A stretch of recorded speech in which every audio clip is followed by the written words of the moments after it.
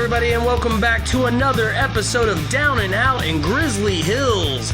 I am your favorite Dungeon Master, DM Andy, and today I'm going to build the cheapest miniatures possible. You can literally build these guys for pennies if you resource the materials right. I decided I was going to take a bunch of paper clips and beads and make junk bots so that I could play one-page rules without buying any miniatures. Okay, so I take about 4 paper clips and I just wind them around a pair of needle nose pliers, building up bulbousy areas around what will be the arms and legs. And from there, any shape, humanoid, animal, I don't know, shark, reptilian, squid monster, just anything you can come up with will work with this. But like most things, after you knock out about 20 of them, you start coming up with different ideas, how to give them big shoulders or big fat boots. Just take your time.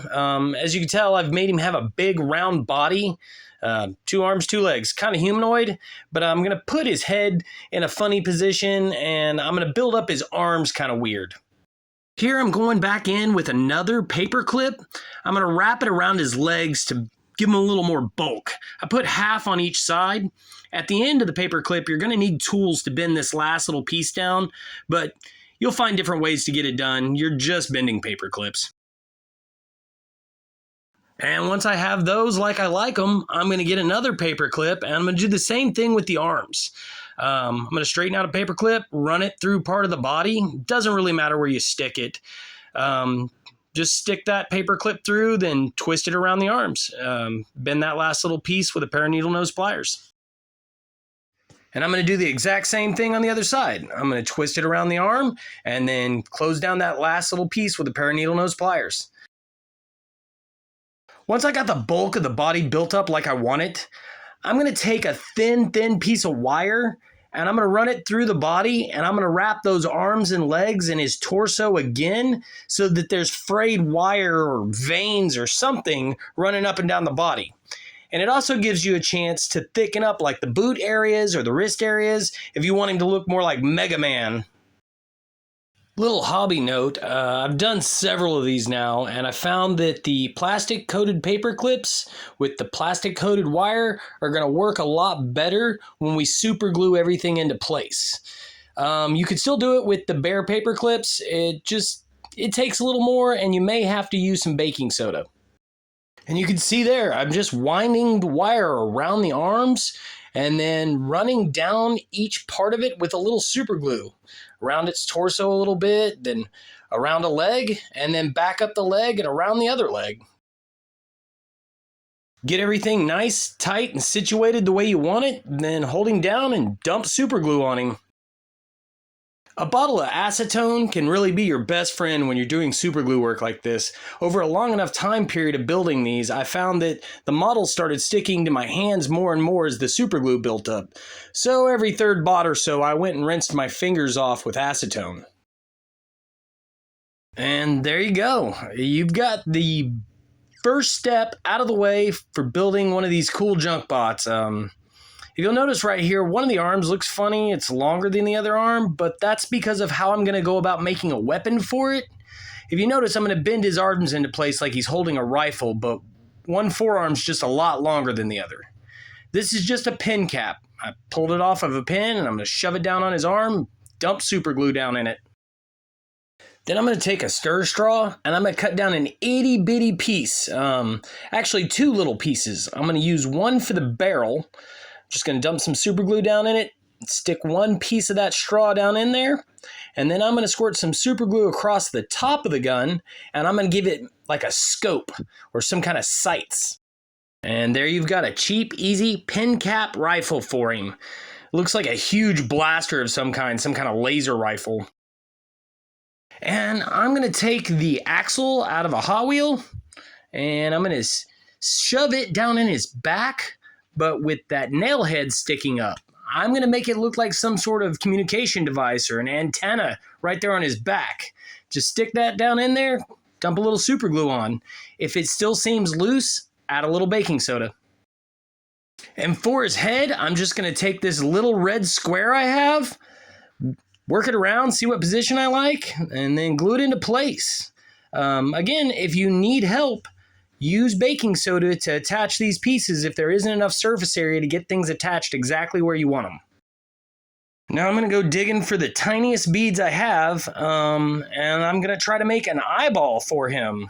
Just going to dump a little super glue on the surface of that square, and then I'm going to pick up that tiny bead with my needle nose pliers and just drop it into place. And that's the plan. Actually, I had to scoot it over with my finger a little bit. And that's going to be the biggest problem with these projects, is you're constantly struggling with how fast super glue dries. Now I'm going to move on to base. I'm going to use a standard 32 millimeter base, the same base as you use in Warhammer. And I'm going to stand him up on it, put a little super glue on his feet, blow on it real good, and then from there I'm going to dump a little baking soda on it. You're always going to want to use this step. Always add a little baking soda to the feet. That way you know it won't break off the base when you're playing with them. It's raining today, so instead of using spray paint and painting black, I went with the Mod Podge and the black paint. Turned out the Mod Podge is so thick, it actually fills some of those gaps and gives it a really unique Junkbot look. The Mod Podge setback was I did have to double base coat them. The wires didn't really like the Mod Podge and it would run off of them real easy.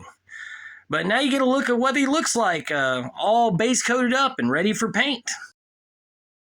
I'm going to try to make them look like rusty metal, so I got out some orange paint and I just dabbed orange on the high sides of everything. Pretty much I went orange high side and then brown low side, and I just tried to cover 95% of the model. Now, I don't know a whole lot of different painting techniques, so a lot of this stuff is just trial and error.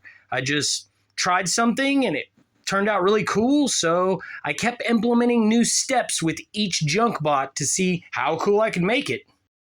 Now, this orange and black is going to simulate part of the rusty metal look I'm going for, so it doesn't matter how nice this looks. You're not trying to get the perfect coat like you're painting really expensive miniatures.